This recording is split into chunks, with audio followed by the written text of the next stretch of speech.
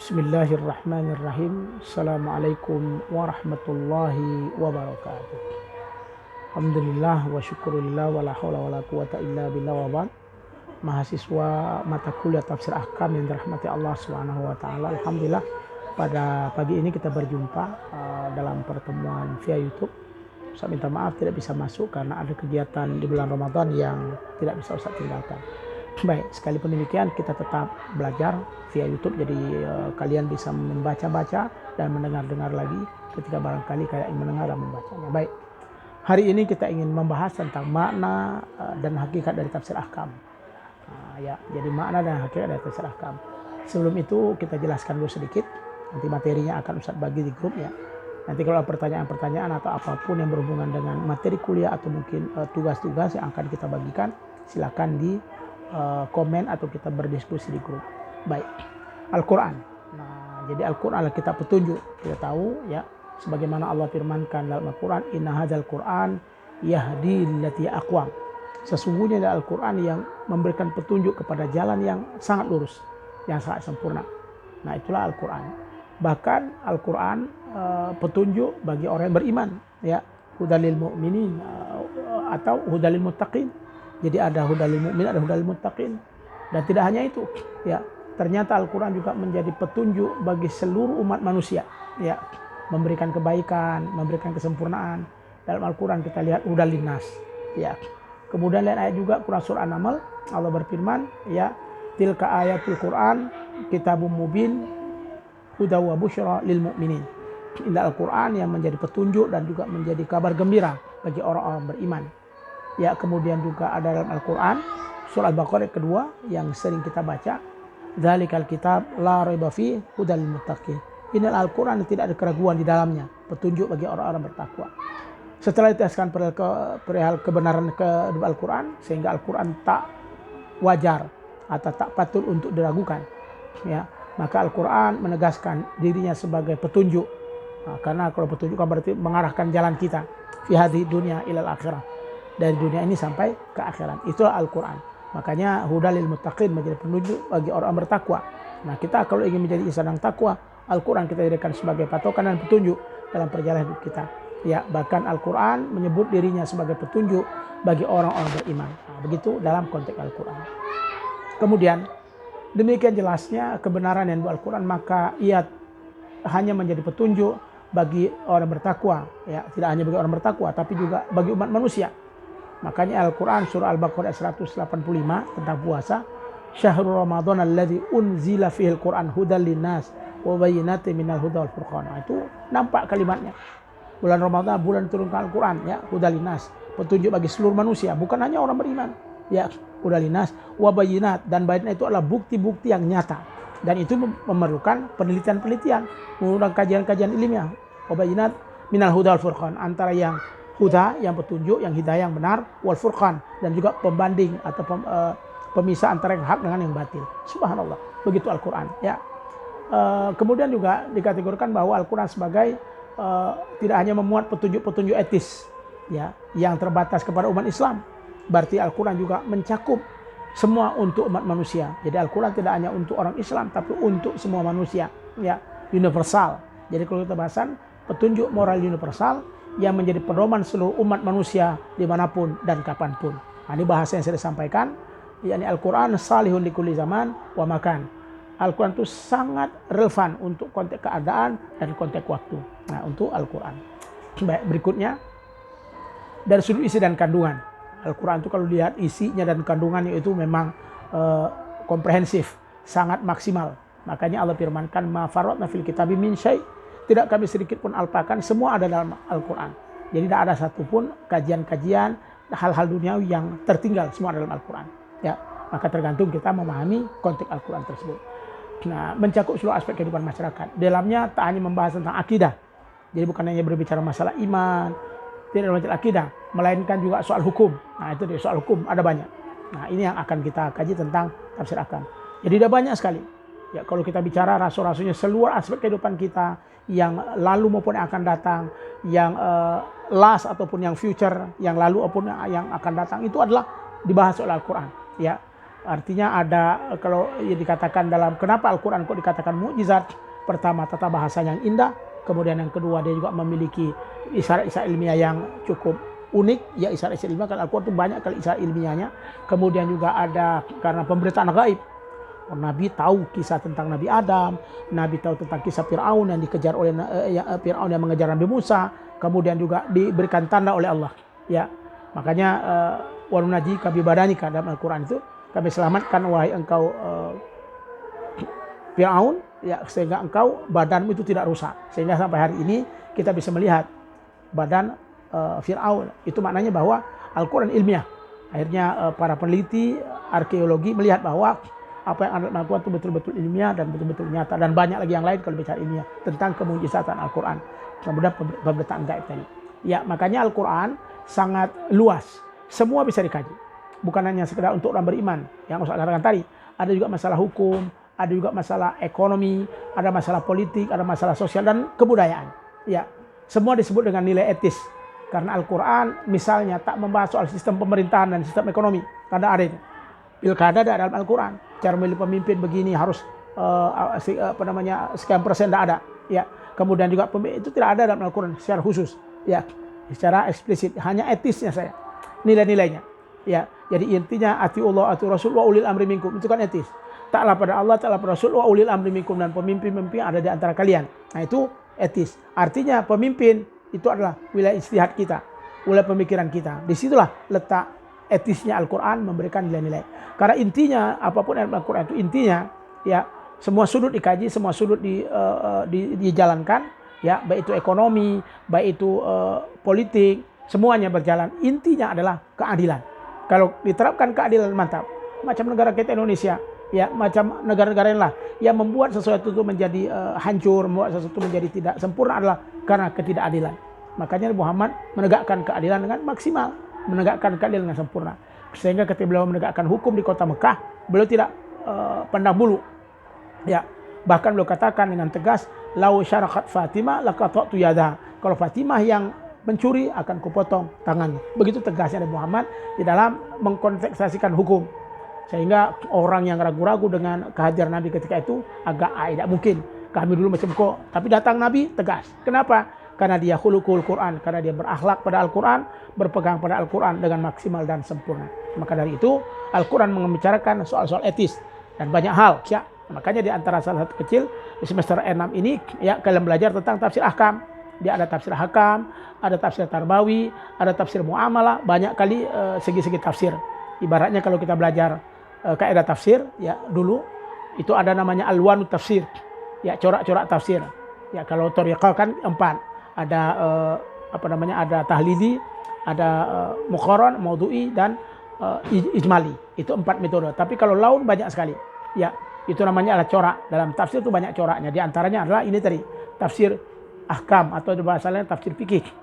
Ada juga tafsir falsafi, ada juga tafsir macam-macam. Intinya semua tafsir itu memiliki rujukan dan cara untuk ibadah. Itulah luasnya Al-Quran. Salihu di kulli zaman wa makan. Sementara menyangkut sistem politik, tidak sama sekali dalam Al-Quran dibahas. Ya, Ustaz, bukannya ada khalifah? Iya, ada khalifah. Tapi tidak berarti kemudian khalifah itu bermakna pemimpin yang dimaksud, tidak. Seperti yang digaung-gaungkan oleh Hizbut Tahrir, tidak demikian. Ya, karena Al-Quran hanya memberikan etisnya saja. Ya, pemimpin itu harus adil, pemimpin itu harus baik, pemimpin itu harus sempurna. Misalnya Al-Quran surah As-Sajdah, wa ja'alna minkum a'immatan yahduna bi amrina lamma sabaru wa kanu bi ayatina yuqinun. Dan wa ja'alna minkum, kami jadikan pemimpin itu dari kalian semua. Makanya kata Prof. Quraish Shihab, pemimpin kita hadir itu, pemimpin yang terpilih itu tergantung dengan masyarakat kita. Ya, misalnya hari ini kita lihat ya kecenderungan masyarakat lebih memilih, kalau kita lihat hasil yang sementara, misalnya Prabowo ya itulah yang terpilih dan itulah masyarakat kita. Ya, senang dengan sesuatu yang meriah, senang dengan sesuatu yang menyenangkan. Ya, makanya kita lihat begitu. Minhum, ya waja'alna minkum. Jadi pemimpin itu lahir dari diri kita. Kalau bahasa tafsirnya, kalau kita termasuk orang yang zalim, maka akan lahir pemimpin yang zalim. Kalau masyarakat kita termasuk masyarakat yang pintar, masyarakat yang cerdas, insya Allah pemimpin pun akan cerdas. Jadi minkum, tergantung pada masyarakat yang ada ketika itu. Nah, itu bagian daripada memilih pemimpin. Jadi Al-Quran tidak menjelaskan khusus tentang bagaimana cara memimpin. Itu adalah wilayah ijtihad, proses ijtihad. wilayah kita berpikir, makanya adanya dalam fikih-fikih Ahkam Sultaniyah ya, kemudian juga fikih Wahab Zuhaili tentang hukum-hukum bagaimana sebuah negara terjadi, dan itu pun tidak fit dikatakan bahwa full dari Al-Quran, tidak. Tapi ada bahasan-bahasan dari Nabi dengan tata cara bagaimana seharusnya memimpin dan memberikan kepemimpinan yang baik. Kita ambil contoh misalnya Nabi Muhammad ketika berbicara masalah kepemimpinan, ya, beliau mengangkat yang pertama adalah Abu Bakar, kemudian Umar, kemudian Utsman dan Ali. Yang terangkat jelas itu adalah Abu Bakar karena beliau masih hidup. Umar itu setelah pasca Nabi Muhammad wafat. Ya, tapi kok terpilih Umar, padahal kalau kita lihat yang senior lebih banyak. Bahkan yang sepupu betul adalah Ali bin Abi Thalib, saudara beliau. Tapi ternyata tidak, ya. Beliau awalkan Abu Bakar, ya, adalah sahabat senior yang dekat dengan beliau. Kemudian Umar Khattab karena memang beliau adalah seorang muslim yang baru, karena beliau sebelumnya itulah seorang pegulat dan seorang preman lah kira-kira bahasa kita. Subhanallah, ketika beliau masuk Islam, beliau menjaga Nabi, beliau mempertahankan Nabi, bahkan Nabi jadi tenang menyebarkan Islam karena kekuatan daripada Umar bin Khattab. Nah, itu cara beliau. Dan itu tidak dinasti. Maksud tidak dinasti bukan dari keluarga beliau, ya, hanya sahabat. Sahabat itu pun bukan sahabat dalam makna kita hari ini. Sahabat yang hidup bersama Rasul dan berjuang bersama Rasul. Nah, alhamdulillah. Abu Bakar, kemudian setelah itu Umar bin Khattab, kemudian setelah itu Utsman bin Affan, dan baru Ali bin Abi Thalib. Nah, selepas Ali bin Abi Thalib baru ada terjadi banyak sekali ujian, perang-perang kelompok, ya, bagian-bagian baik dari Khawarij, Syiah dan macam-macam. Mungkin kalian pernah belajar dalam ilmu kalam tentang proses teologi Islam yang terjadi. Jadi sistem kepemerintahan tidak khusus dibahas dalam Al-Quran, dan itulah prosedur ijtihad yang kita gunakan. Masih Al-Quran, tidak hanya melulu dunia yang dibahas oleh Al-Quran. Al-Quran juga membahas tentang eskatologis, tentang kematian. Oh, banyak belambun ayatnya. Ya, kalau bicara hukum dalam Al-Quran itu hanya ada sekitar 400 menurut ulama. Tapi kalau bicara masalah ayat-ayat kematian atau ayat eskatologis itu cukup melimpah dan banyak sekali. Kenapa? Karena kita dipersiapkan. Karena hidup kita bukan hanya di dunia tapi juga fil akhirah. Karena dunia ini hanya sementara. Wal akhiratu khairu wa abqa. Akhirat itu yang terbaik dan juga yang terkekal. Begitu insya-Allah. Baik. Kita masuk kepada kajian kita tentang tafsir ahkam. Ya, sedikit saja, mudah-mudahan nanti kita pertemuan berikutnya. Tafsir ahkam, kalau kita lihat dalam definisi-definisi ulama tafsir memang tidak ada khusus. Cuman hanya saja mereka memberikan definisi tentang ayat-ayat hukum. Apa itu ayat hukum? Beliau katakan ayat hukum adalah ayat hukum terkait dengan perbuatan manusia mukallaf. Ya, jadi hanya ayatnya saja. Sementara penjelasannya tentang taklifi, tentang wajib, haram, ya, kemudian halal dan lain-lain itu ada pada ranah hadis dan fikih. Ya, sementara Al-Quran hanya etisnya saja, hanya ayat-ayatnya saja. Makanya dalam Al-Quran itu tidak ada kita ketemukan tentang misalnya sholat, ya, itu tidak dijelaskan bagaimana cara sholat. Tapi dijelaskan Rasul, "Shollu kama ra'aitumuni usolli." Sholatlah seperti mana aku sholat, itu ayat hukum. Tidak dijelaskan Al-Quran. Tidak ada Al-Quran mengatakan Anda sujud, Anda ruku, segala macam. Bahkan kalau kita lihat dalam Al-Quran, ya, itu tidak ada khusus tentang 5 waktu sholat. Hanya dikatakan aqimis shalah. Tapi litulu syamsi ila ghurubi syams, ada hanya gambaran-gambaran. Sehingga ada yang bilang jadi sholat itu hanya 3 waktu sebenarnya. Ya, nah, ini adalah pendapat ulama yang akhirnya dijelaskan oleh hadis Rasul. Ya, furidhu alaikum khamsus sholawat, diwajibkan kepada kalian 5 waktu sholat. Dan itu di Al-Quran tidak ada. Ya, cari Al-Quran tentang 5 sholat tidak ada. Cuma diterangkan oleh hadis. Ini maknanya bahwa ada keterkaitan antara Al-Quran dan hadis untuk saling memberikan penjelasan dan kesempurnaan. Ya, nah itu disebut dengan ayat ahkam. Nah, kemudian Al-Quran hanya memberikan perintah dan larangan, kan ayat.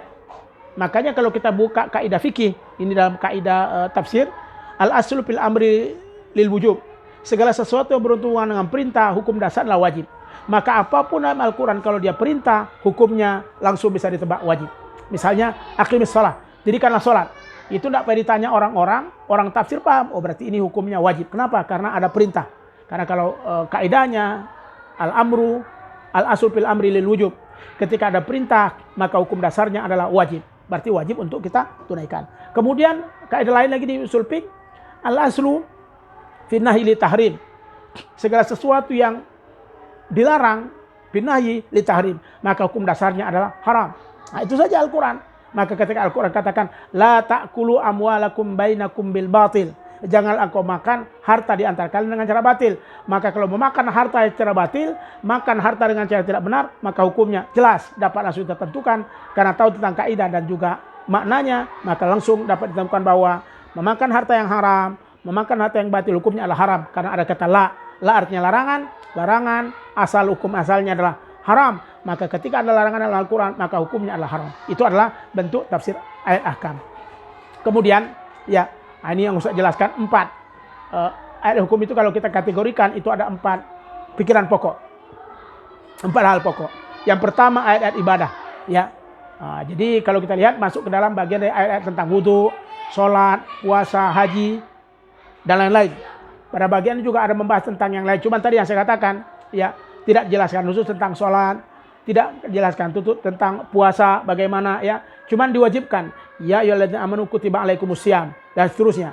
Tidak ada dikatakan bahwa dari mulai pagi dan mulai fajar sampai ke ghurubi syams. Nah, itu dijelaskan dalam hadis Rasul, dijelaskan oleh pendapat ulama. Makanya Al-Quran hanya memberikan nilai etisnya saja, ya, nilai etis. Nah, kemudian yang berikutnya ada juga tentang zakat, ya. Berbeda dengan sholat, itu kan memang ibadah mahdoh langsung kepada Allah. Puasa, ibadah mahdoh langsung kepada Allah. Haji pun ibadah mahdoh langsung kepada Allah. Tapi zakat, ibadah yang juga memiliki 2 dimensi. Mahdiyan wa ghair mahdiyan. Artinya, ibadah yang bentuk spiritual pribadi dan ibadah bentuk sosial. Ya, makanya ketika kita mengeluarkan zakat, kita harus mengucapkan dengan sempurna. Nawaitu an hudija zakat al-fitr nafsi fardhalillahi ta'ala. Ini aku mengeluarkan zakat fitrah karena Allah SWT. Itu harus kita sebutkan. Karena kenapa? Dia bukan hanya berhubungan dengan Allah, tapi juga berhubungan dengan sesama. Itulah pentingnya kita untuk melaksanakan ayat-ayat ahkam. Jadi yang pertama, kita lihat bahwa kategori pada ayat ahkam itu sumber pokoknya ada 4. Yang pertama adalah ayat-ayat tentang ibadah. Yang kedua, ayat-ayat tentang ahwal syahsiyah. Apa itu ahwal syahsiyah? Yaitu hukum keluarga. Dalam hal ini ada hukum munakahat, ya, pernikahan. Yang dibahas apa? Ya, ada masalah nikah, ada masalah talak, ada masalah iddah, dan rujuk serta nafkah. Pada bagian ini ayat Al-Quran membahas secara rinci dan secara sempurna. Iddah pun juga dibahas dengan secara sempurna. Macam mana masalah iddah? Misalnya meninggal suaminya, meninggal istrinya, berapa lama mereka harus menunggu? Ya, berapa lama mereka harus menunggu masa iddah tersebut? Ya, kalau dalam fikih kan kita lihat, kalau perempuan yang baru nikah, ya, baru nikah, kemudian setelah itu meninggal suaminya, belum berhubungan, maka dia tidak ada masa iddah. Kalau dia memang mau menikah lagi. Namun kalau misalnya dia sudah menikah kemudian berhubungan, maka dia mesti menunggu sampai 3 bulan. Sebab kalau misalnya lebih dari itu takutnya nanti menikah, dia hamil. Pertanyaannya, hamilnya itu dengan suami yang meninggal atau suami yang mana? Maka ada keputusannya sampai dia 3 bulan. Ada lagi kalau misalnya perempuan yang ketika dicerai atau meninggal suaminya dalam keadaan hamil, ya, hatta yada'uhun. Kalau fikih disebut sampai dia melahirkan. Nah, itu kan masa iddah. Ada masing-masing pendapat ulama dan itu tidak dijelaskan khusus dalam Al-Quran. Dijelaskan di dalam konteks fikih dan juga hadis Rasulullah SAW. Kemudian juga banyak hal. Ya, yang ketiga. Jadi yang kedua masalah ayat tentang ahwal syahsiyah. Ini tentang hukum keluarga dan berbagai macam deretan dan rentetan di dalamnya. Kemudian yang ketiga ayat yang terkait tentang perdata atau muamalah. Ya, muamalah itu tergantung pada misalnya tentang jual beli, ya, al-bai', al-buyu', ya, kemudian sewa menyewa, kemudian gadai, syuf'ah, mudharabah, dan gharar, ya, hutang piutang, gharam, ya, maaf, hutang piutang. Kemudian juga hukum waris. Bagaimana misalnya seorang ayah meninggal, seorang ibu meninggal, harta yang ditinggalkan sekian diberikan kepada sekian, jadi pemindahan harta. Itu juga bagian daripada tafsir ayatul ahkam, ya, yang dibahas rinci dalam Al-Quran. Kalau kita lihat ayat yang terpanjang dalam Al-Quran itu surah An-Nisa, itu semuanya berbahas tentang waris, ya, bagaimana cara pemberian waris kepada laki-laki, perempuan dan seterusnya. Kemudian yang keempat, yang terakhir adalah ayat yang terkait dengan soal jinayat, soal tentang pidana, ya, di antaranya adalah tentang pidana umum ataupun pidana khusus. Misalnya tentang kriminal, ya, ayat tentang pembunuhan al-qatl, ayat tentang pencurian as-sadaqah, ayat tentang perzinahan az-zina, dan berbagai macam lagi ayat yang berhubungan dengan jinayat, dengan pidana. Nah, yang terakhir, ya, sebelum kita menutup adalah para ulama kontemporer juga memberikan pandangan bahwa tidak hanya 4 itu, tidak hanya ayat-ayat ibadah, tidak hanya ahwal syahsiyah, tidak hanya jinayat, ya, tidak hanya kepada hukum-hukum muamalah, tapi juga ada hukum-hukum kontemporer, dusturiyah dan dualiyah. yakni tentang hukum-hukum tata negara dan juga hukum-hukum internasional juga dibahas dalam Al-Quran. Ya, maka dari itu ini pentingnya kita belajar tafsir Ayatul Ahkam untuk menambah pengetahuan dan ilmu kita supaya kita mampu mendekati Al-Quran dengan maksimal dengan pendekatan-pendekatan hukum insya Allah. Demikian, mohon nanti absensinya dibuat di grup, di list nama-nama yang hadir pada kesempatan ini dengan mendengar kuliah kita melalui YouTube. Assalamualaikum warahmatullahi wabarakatuh.